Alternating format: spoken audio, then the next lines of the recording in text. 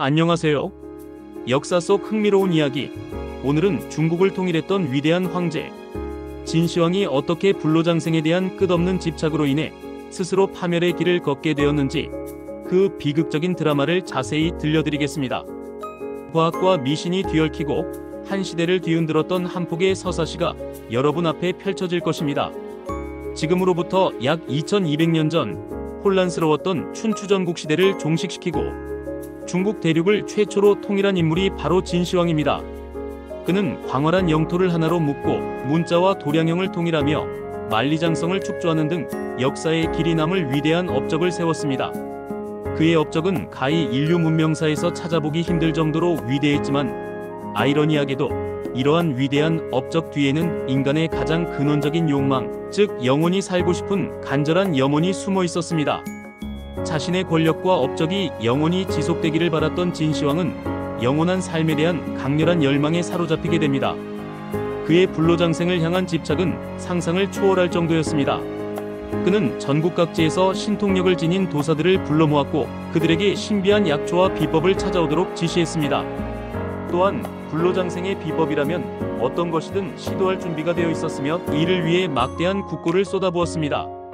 그의 귀에 들려오는 작은 소문 하나라도 놓치지 않고 심지어는 기이한 연금술적 시도에도 주저함이 없었습니다. 이러한 진시황의 광적인 열망은 매우 기묘하고 위험한 형태로 구체화되기 시작했습니다. 그중 가장 대표적인 것이 바로 수은이었습니다. 당시 사람들은 수은을 매우 신비로운 물질로 여겼습니다. 액체 상태로 흐르지만 녹슬지 않고 특유의 은빛 광택을 뿜어내는 수은은 영원함과 불변함을 상징하는 것처럼 보였습니다. 도교의 연단술사들은 이러한 수은에 신비한 힘이 깃들어 있다고 믿었으며 이를 정교하게 가공하여 복용하면 불로장생의 영약을 만들 수 있다고 진시황을 현혹했습니다. 이들의 달콤한 유혹에 넘어간 진시황은 위험천만한 이 물질을 기꺼이 복용하기 시작했습니다. 그는 이 수은을 단순히 약으로만 생각한 것이 아니라 자신의 영원한 제국을 상징하는 불멸의 물질로 여겼을 것입니다. 흥미롭게도 수은은 일시적으로 피부를 팽팽하게 하는 효과가 있었다고 전해지는데 아마도 진시황은 이를 불로장생의 징후라고 착각하여 더욱 맹신하게 되었을 것입니다. 그러나 오늘날 우리는 수은이 얼마나 치명적인 독성을 가지고 있는지 과학적으로 명확하게 알고 있습니다. 수은은 인체에 축적되면 신경계를 심각하게 손상시키고 뇌 기능에 치명적인 영향을 미칩니다. 이로 인해 언어장애, 운동장애, 기억력 감퇴, 심각한 우울증, 그리고 극심한 편집증과 같은 다양한 정신적, 신체적 문제를 야기합니다.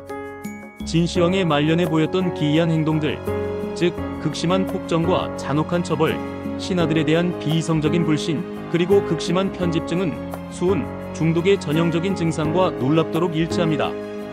영원한 삶을 꿈꾸며 마셨던 영약이 오히려 그의 생명을 갉아먹고 정신을 피폐하게 만들었으며 급기야는 그의 통치에도 부정적인 영향을 미쳤던 것입니다.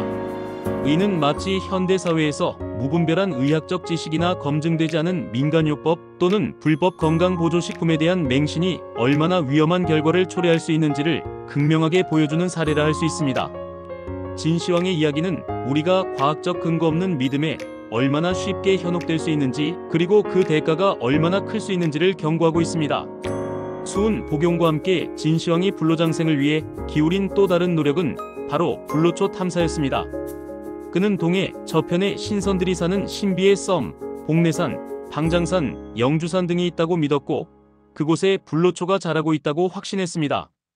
이 불로초를 찾아내기 위해 그는 대규모 원정대를 꾸렸고 이 중 가장 유명한 인물이 바로 서복입니다. 서복은 진시황의 전폭적인 지원을 받아 젊은 남녀 수천 명 그리고 수많은 장인과 기술자, 막대한 양의 곡물과 재물을 이끌고 동쪽으로 떠나 불로초를 찾아오라는 명령을 받았습니다. 이 원정대는 당시로서는 상상하기 힘들 정도의 대규모 함대를 이루었으며 과연 이들이 불로초를 찾았는지 아니면 새로운 정착지를 발견했는지는 역사적으로 명확히 밝혀지지 않았습니다. 하지만 이 서복의 동방 원정은 놀라운 역사적 파급 효과를 낳았습니다. 서복이 일본으로 건너가 그곳에 새로운 문명을 전파하고 농업기술과 제철기술을 가르쳤다는 전설은 오늘날까지도 일본 신화 속에 깊이 뿌리내려 있습니다. 특히 일본의 고대 문화 형성에 중요한 영향을 미쳤다는 설은 서북의 탐험이 단순한 불로초 탐사를 넘어 동아시아 문명 교류의 중요한 계기가 되었음을 시사합니다. 또한 서북의 탐험대가 한반도를 경유했다는 이야기도 전해져 내려오며 이는 진시황의 불로장생 집착이 한반도를 포함한 동아시아 각국에 얼마나 큰 영향을 미쳤는지를 보여줍니다. 불로초를 찾아 떠난 탐험은 단순히 한 개인의 욕망을 넘어 문화와 역사를 뒤흔드는 거대한 사건이 되었던 것입니다.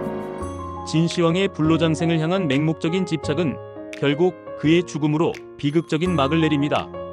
기원전 210년 그는 마지막 순행 도중 49세의 나이로 갑작스럽게 사망합니다.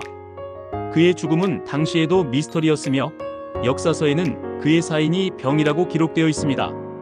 하지만 많은 학자들은 장기간에 걸친 무리한 불로초 탐색과 수은 등 유독성 물질이 포함된 연단술 약물 복용이 그의 건강을 급격히 악화시키고 결국 수명을 단축시키는 결정적인 원인이 되었을 것이라고 추정합니다. 그는 영원한 삶을 꿈꿨지만 오히려 자신의 욕망 때문에 젊은 나이에 세상을 떠나게 된 것입니다. 진시황의 비극적인 사례는 이후 중국의 수많은 황제와 권력자들에게도 영향을 미쳤습니다. 그들 역시 불로장생의 유혹에서 벗어나지 못했고 그 결과 수많은 부작용과 비극이 반복되었습니다. 어떤 황제는 불로장생 약을 복용하다 죽음에 이르렀고 어떤 황제는 불로장생의 비법을 찾아 헤매다 국정을 소홀히 하여 나라를 위태롭게 하기도 했습니다. 이는 인간의 욕망이 얼마나 강력하며 때로는 얼마나 파괴적일 수 있는지를 보여주는 역사의 중요한 교훈이라 할 수 있습니다. 그렇다면 우리는 진시황의 비극적인 이야기에서 무엇을 배울 수 있을까요? 오늘날에도 인간의 수명 연장과 불로장생에 대한 관심은 여전히 뜨겁습니다. 유전자 편집 기술 CRISPR, 인공지능 AI를 활용한 신약 개발, 세포 재생 치료법 등 첨단 과학 기술이 인간의 한계를 뛰어넘으려는 시도를 하고 있습니다. 하지만 진시황의 이야기처럼 눈앞의 단편적인 현상에만 현혹되거나 과학적으로 검증되지 않은 정보에 맹목적으로 의존하다가는 더 큰 재앙을 초래할 수 있음을 잊지 말아야 합니다. 진정한 불로초는 신비로운 약재나 외부의 특별한 물질에 있는 것이 아닐지도 모릅니다. 오히려 그것은 우리 자신의 삶 속에 그리고 우리가 삶을 대하는 태도 속에 있을지도 모릅니다. 고혈압, 당뇨, 고지혈증과 같은 만성 질환을 잘 조절하고 균형 잡힌 식단과 규칙적인 운동으로 건강한 생활 습관을 유지하며 꾸준한 자기 개발을 통해 정신적으로도 풍요로운 삶을 살아가는 것, 주변 사람들과의 따뜻한 관계를 통해 행복을 느끼고 사회에 긍정적인 기여를 하며 삶의 의미를 찾는 것, 어쩌면 이러한 노력들이야말로 우리가 추구해야 할 진정한 의미, 영원함이자 불로장생은 아닐까요? 진시황의 이야기는 단순한 역사적 사실을 넘어 시대를 초월하여 우리에게 깊은 통찰과 성찰의 기회를 안겨줍니다. 덧없는 욕망을 맹목적으로 쫓기보다 현재 주어진 삶의 가치를 소중히 여기고 매 순간을 현명하게 살아가는 것이야말로 진정한 행복과 의미를 찾는 길임을 일깨워주는 소중한 교훈입니다. 오늘의 이야기가 여러분의 삶에 작은 울림과 깊은 생각을 선물했기를 바랍니다. 다음 시간에도 흥미롭고 유익한 역사 이야기로 다시 찾아뵙겠습니다. 감사합니다.